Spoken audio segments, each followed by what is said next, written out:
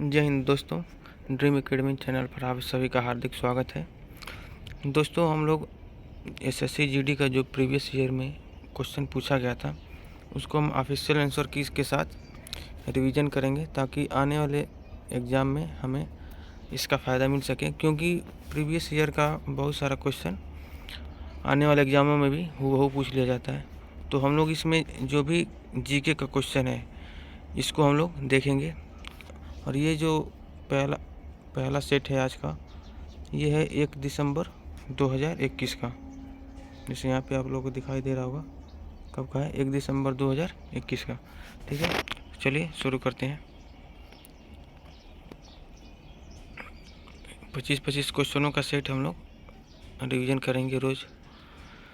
ठीक है, तो चलिए शुरू करते हैं। पहला क्वेश्चन है कि सितंबर 2021 तक प्राप्त जानकारी के अनुसार इमैनुअल मैक्रॉन किस देश के राष्ट्रपति हैं? तो इसका सही आंसर क्या हो जाएगा हमारा? फ्रांस, जो कि इस समय वर्तमान में भी कौन है? तो इमैनुअल मैक्रॉन है। और साथ ही साथ अगर देखें ऑप्शन के हिसाब से तो इटली का वर्तमान में राष्ट्रपति कौन है? तो सर्जियो मटेरेला। जर्मनी का देखें तो इसके कौन है? वाल्टर स्टाइनमायर। और यहाँ के चांसलर कौन है जर्मनी के? तो ओलाफ स्कोल्ज। ये किसके स्थान पे आए थे? तो एंजेला मर्केल के स्थान पे। नेक्स्ट है दूसरा क्वेश्चन कि निम्नलिखित में से किस अम्ल को चींटी के काटते समय त्वचा में इंजेक्ट किया जाता है? तो इसका सही आंसर क्या हो जाएगा हमारा? फार्मिक अम्ल। साइट्रिक अम्ल जो किसमें पाया जाता है? तो खट्टे फलों में, जैसे नींबू में, संतरों में, इस प्रकार में। ठीक है, देखते हैं तीसरा। हड़प्पा सभ्यता के अन्य शहरों के विपरीत धौलावीरा शहर को यानी डैश देके कितने भागों में विभाजित किया गया था? प्रत्येक भाग विशाल पत्थर की दीवारों से घिरा हुआ था। तो इसका आंसर क्या हो जाएगा हमारा? 3। ये क्यों पूछा जाता है बार बार? क्योंकि और सभी जो दुर्ग मिले थे हड़प्पा सभ्यता में वो सिर्फ 2 भागों में विभाजित थे, जबकि ये जो धौलावीरा था जो किस राज्य में पड़ता है? तो गुजरात में पड़ता है, और ये 3 भागों में विभाजित था। ठीक है, तो इसको हम लोग ध्यान में रखेंगे। चौथा क्वेश्चन है कि एम्मा रादुकानु ने सितंबर 2021 में किसे हराकर यूएस ओपन महिला एकल खिताब जीता था? किसे हरा कर जीता था? तो हमारा आंसर क्या था इसमें? लेला फर्नांडिस। दोस्तों, इसमें ध्यान देने वाली बात ये है कि इसमें उप विजेता भी पूछ रहा है। अब जो भी एग्ज़ाम आ रहे हैं, कोई भी एग्ज़ाम हो, उसमें विजेता ना पूछ के उप विजेता भी इस समय ज़्यादा फोकस कर रहा है, तो हम लोग इसे ध्यान में रखेंगे, याद करते चलेंगे विजेता के साथ साथ उप विजेता भी। नेक्स्ट क्वेश्चन है हमारा कि 13वीं और 14वीं शताब्दी के दौरान पंजाब में निम्नलिखित में से कौन सी जनजाति का प्रभुत्व था? तो इसका आंसर क्या था? खोखर। दोस्तों, ये महत्वपूर्ण इसलिए हो जाता है क्योंकि यह जो खोखर जनजाति थी, इसी ने मोहम्मद गोरी की हत्या की थी, इसलिए ये बार बार पूछा जाता है। ठीक है, छठा क्वेश्चन देखते हैं। अक्टूबर 2020 में रिवर्स रेपो दर क्या थी? तो इसका आंसर क्या था? 3.35। क्योंकि देखिए दोस्तों, ये जो ये आंकड़ा पूछा गया है ये बार बार चेंज होता रहता है,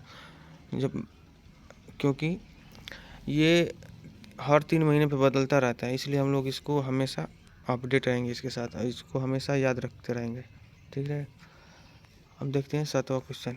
निम्नलिखित में से किस प्रकार के बैंकों का संचालन मुख्यतः ऑनलाइन होता है और उनका कोई भौतिक शाखा नेटवर्क नहीं होता है? दोस्तों, इसका आंसर क्या हो जाएगा हमारा?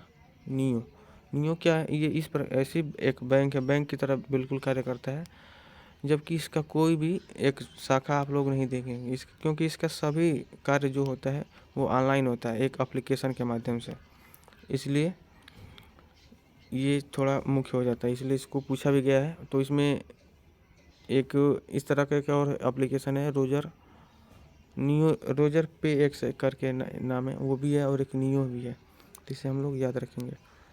8वां क्वेश्चन क्या है कि जैन धर्म के 24वें और अंतिम तीर्थंकर वर्धमान महावीर का जन्म 6ठी शताब्दी से पूर्व में कहाँ हुआ था? तो ये तो डायरेक्ट क्या पूछ दिया है? स्टेट पूछ दिया, तो इससे तो आसान हो गया। स्टेट कौन सा है? बिहार है। अगर जगह सही देखें तो कब हुआ था? 599 ईसा पूर्व में। कहाँ पे? तो कुंडल ग्राम वैशाली, बिहार में। अगर मृत्यु देखा जाए तो कब हुआ था? 527 ईस्वी पूर्व, पावापुरी। कहाँ पे? नालंदा जिला, बिहार में ही। ठीक है, 9वां देखते हैं कि बैंकिंग विनियमन अधिनियम 1949 की धारा यानी डैश देखिए किसके प्रावधानों के तहत वाणिज्यिक बैंक को बैंकिंग व्यवसाय शुरू करने के लिए भारतीय रिजर्व बैंक से लाइसेंस प्राप्त करना आवश्यक है। तो इसका क्या आंसर हो जाएगा हमारा 22, यानी धारा 22 के तहत क्या है, किसी भी वाणिज्यिक बैंक को बैंकिंग व्यवसाय शुरू करने के लिए भारतीय रिजर्व बैंक से लाइसेंस प्राप्त करना आवश्यक है। उसकी अनुमति के बिना ये हम नहीं खोल सकते। ठीक है। 10वां क्वेश्चन है कि निम्नलिखित में से कौन सा एक प्राकृतिक पारिस्थितिकी तंत्र है। इसका आंसर क्या हो जाएगा हमारा रसायन। ये काफ़ी आसान हो जाता है क्योंकि प्राकृतिक पारिस्थितिकी तंत्र में जो प्रकृति द्वारा बना है जिसे मनुष्य नहीं बना सकता उसे क्या कहते हैं, प्राकृतिक पारिस्थितिकी तंत्र। इसमें जो बांध दिया है, बगीचा दिया, एक्वेरियम, ये क्या है, इसे मनुष्य बना सकता है, इसलिए ये अलग हो जाता है। 11वां देखते हैं कि अक्टूबर 2020 में foundation of environment education Denmark द्वारा अंतर्राष्ट्रीय ब्लू फ्लैग प्रमाणन से सम्मानित किए जाने वाले 8 समुद्र तटों में निम्न में से कौन सा एक था। तो इसका तो आंसर था उस समय के हिसाब से क्या था, शिवराजपुर। अगर वर्तमान में देखा जाए तो अब 8 ना होकर कितने हैं वर्तमान में, टोटल 12 है। ठीक है। और नवीनतम कौन जुड़ा है, नवीनतम जुड़ा है थोड़ी और कदमत, जो कहाँ पे है, अंडमान निकोबार में। और ये प्रमाणन कब से दिया जाता है, तो 1987 में। जिसे देने का काम कौन करता है, फेडरेशन ऑफ एनवायरनमेंट एजुकेशन। कहाँ की संस्था है, कोपेनहेगन, जो डेनमार्क की संस्था है। ठीक है। देखते हैं 12वां, फिल्म थलाइवी जो सितंबर 2021 में रिलीज हुई थी किसके जीवन पर आधारित आधिकारिक बायोपिक है, यानी किसके जीवन पर आधारित है ये, तो जयललिता, जो काफ़ी प्रसिद्ध हैं, अम्मा के नाम से जाने जाती हैं तमिलनाडु में, तमिलनाडु की मुख्यमंत्री भी रही हैं। देखते हैं 13वां क्वेश्चन, पंजाब में मनाया जाने वाला लोहड़ी त्यौहार प्रतिवर्ष कब मनाया जाता है। तो ये कब मनाया जाता है, जनवरी महीने में 3 तारीख को। ठीक है। तो इससे हम लोग याद रखेंगे। नेक्स्ट है स्वस्थ वायु स्वस्थ ग्रह 2021 की विषय वस्तु क्या थी। तो ये काफ़ी अच्छा क्वेश्चन था, उस समय पूछा गया था। इसका आंसर क्या था कि नीले आसमान के लिए स्वच्छ हवा के अंतर्राष्ट्रीय दिवस। अगर ऑप्शन को देखा जाए तो इसमें पृथ्वी दिवस कब मनाया जाता है, तो ये मनाया जाता है 22 अप्रैल को। और 2022 की थीम क्या है इस बार, इन्वेस्ट इन आवर प्लेनेट। अगर ओजोन दिवस की देखा जाए तो ओजोन दिवस कब मनाया जाता है, तो 16 सितंबर को। और इस बार की थीम क्या थी 2022 में, global cooperation protecting life on earth. और यहीं पे देखा जाए विश्व पर्यावरण दिवस की, तो ये कब मनाया जाता है, तो 5 जून को मनाया जाता है। और इसकी थीम क्या है इस बार की, ओनली वन अर्थ। ठीक है। तो इन्हें हम साथ साथ याद भी करते चलेंगे। 15वां क्वेश्चन देखते हैं कि निम्नलिखित में से किस दिन को international day to end immunity for crime against journalist के रूप में माना जाता है। तो इसका आंसर क्या है हमारा 2 नवंबर। ये भी काफ़ी अच्छा है दोस्तों। इस समय काफ़ी नवीनतम जो डेज आ रहे हैं उसके बारे में पूछा जा रहा है, तो उसके संदर्भ में ये देख लेते हैं कि डायनफील्ड संरक्षण दिवस कब मनाया जाता है, 5 अक्टूबर को। विभाजन विभीषिका दिवस कब मनाया जाता है, तो 14 अगस्त को। और वहीं पे देखा जाए कि पराक्रम दिवस कब मनाया जाता है, तो 23 जनवरी को। और स्टार्टअप डे 16 जनवरी को। अब यहीं पे एक जल्दी शुरू हुआ था वीर बाल दिवस, वो कब मनाया जाता है, तो उसे आप लोग कमेंट बॉक्स में लिखिएगा। 16वां क्वेश्चन है कि निम्नलिखित में से कौन सा एक फूल का भाग है। तो इसका आंसर क्या है, स्त्री केसर। ठीक है। 17वां क्वेश्चन है कुव्वत उल इस्लाम मस्जिद कहाँ पे है। तो इसका आंसर क्या है, ये आसान क्वेश्चन था। ये कहाँ पे है, दिल्ली में। और इसी तरह से देख लिया जाए कि कुछ प्रमुख मस्जिदों में, तो ये ताऊ उल मस्जिद कहाँ पे है, भोपाल। मक्का मस्जिद कहाँ पे है, हैदराबाद। और अभी काफ़ी चर्चित में रहा था ये ज्ञानवापी मस्जिद, ये कहाँ पे, तो वाराणसी में है। इसे हम लोग ध्यान में रखते चलेंगे। 18वां क्वेश्चन है कि निम्नलिखित में से कौन सी मृदा संरक्षण की एक विधि नहीं है। तो ये भी अच्छा क्वेश्चन था। इसका आंसर क्या हो जाएगा, ओवर ग्रेजिंग। ठीक है। क्योंकि मृदा संरक्षण की 3 विधि है, कौन कौन सी 3, ये रॉक, इंटरक्रॉपिंग और शेल्टर बेल्ट। तो 3 विधियाँ हैं, ये चौथी ओवर ग्रेजिंग नहीं है। ठीक है। 19वां क्वेश्चन देखते हैं कि एशियाई फुटबॉल कप 2019 की मेज़बानी निम्नलिखित में से किस देश ने की थी। तो ये था 2019 का, ये कहाँ पे हुआ था, संयुक्त अरब अमीरात में। अगर इस समय का देखा जाए तो 2023 का आयोजन कहाँ पे होगा, तो ये होगा कहाँ पे, कतर में। जबकि ये होने वाला कहाँ था, चीन में आयोजित होने वाला था, लेकिन कोविड-19 के कारण स्थगित करके स्थानांतरित कर दिया गया कहाँ पे, कतर में। और वहीं पे 2027 का देखा जाए तो ये कब होगा, भारत और सऊदी अरब में होगा, या इन्हीं दोनों में से किसी देश में होगा, ठीक है।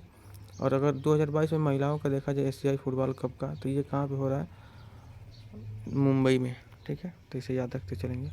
20वां क्वेश्चन है कि निम्नलिखित में से कौन सा शहर विजयनगर के मध्यकालीन हिंदू राज्य से संबंधित अपने खंडहरों के लिए प्रसिद्ध है और इसे विश्व विरासत स्थल घोषित किया गया। तो ये थोड़ा बस घुमाया गया है, यानी सीधा सीधा पूछा है कि हम्पी के बारे में पूछा गया। तो ये हम्पी कहाँ पे पड़ता है, कर्नाटक में। किस नदी के किनारे, तो तुंगभद्रा नदी के किनारे, ठीक है। 21वां देखते हैं कि भारतीय दंड संहिता की कौन सी धारा महिला की सहमति के बिना गर्भपात कराने के अपराध से संबंधित है। तो ये अच्छा एक क्वेश्चन है, ये धारा कौन सी है, एक 313। और दोस्तों साथ ही साथ हम ये याद रखेंगे, अभी जो चेंजिंग हुआ था, पहले महिलाओं के गर्भपात का समय क्या था, 20 सप्ताह था, जो अब बढ़ा के कितना कर दिया गया है, तो 24 सप्ताह कर दिया गया। इसे हम याद रखेंगे क्योंकि ये भी पूछ सकता है। अब देखते हैं 22वां कि टेस्ट क्रिकेट में 13 शतक बनाने वाले पहले भारतीय बल्लेबाज कौन थे। तो ये आप सभी को पता होगा कौन है, वीरेंद्र सहवाग, जिन्होंने 300 से ऊपर 319 रन शायद मारे थे। और यहीं पे कुछ देख लिया जाए, रोहित शर्मा के नाम कुछ रिकॉर्ड हैं। तो रोहित शर्मा के नाम रिकॉर्ड क्या है, ये इन्होंने वनडे में 3 द्वारा शतक मारा है, और वनडे में ही कितना 264 रन का सर्वाधिक स्कोर बनाया था। और ये टेस्ट T20 में 4 शतक मारने वाले पहले बल्लेबाज हैं, ठीक है। तो इसे याद रखेंगे। 23वां क्वेश्चन, निम्नलिखित में से क्या बैरन द्वीप की एक अनूठी विशेषता है। तो बैरन द्वीप कहाँ पे है, भारत के अंडमान निकोबार द्वीप समूह पे है, और ये भारत की एकमात्र सक्रिय ज्वालामुखी है, ठीक है। तो ये आपको पता भी होगा। और देखते हैं नेक्स्ट 24वां क्वेश्चन, तो उकाई बांध किस नदी पर स्थित है। तो ये काफ़ी आसान क्वेश्चन है, ये किस नदी पे है, तो ताप्ती नदी पे। और एक और बांध है ताप्ती नदी पे, कौन सी, तो काकरापार बांध किस नदी पे, ताप्ती नदी पे है। और वहीं साथ ही साथ देखें अगर नर्मदा नदी पे कौन से बांध है, तो सरदार सरोवर बांध और बरगी बांध। तो साथ में इन्हें भी हम याद रखते चलेंगे। 25वां क्वेश्चन है, लास्ट है आज का, कि अक्टूबर 2020 तक के आंकड़ों के अनुसार भारत सरकार ने कितने अनाजों के लिए न्यूनतम समर्थन मूल्य यानी MSP तय कर दिया है। तो ये उस समय का डाटा है, 2020 का, उस समय कितने थे, तो 7। लेकिन वर्तमान में अगर देखा जाए तो 7 में टोटल कितने हैं, 23 फसलों पे MSP दिया जा रहा है। तो दोस्तों ये रहा आज का 25 क्वेश्चन। अब मिलते हैं नेक्स्ट क्वेश्चन में अगले वाले शिफ्ट के साथ 25 क्वेश्चनों के साथ। तब तक के लिए जय हिंद।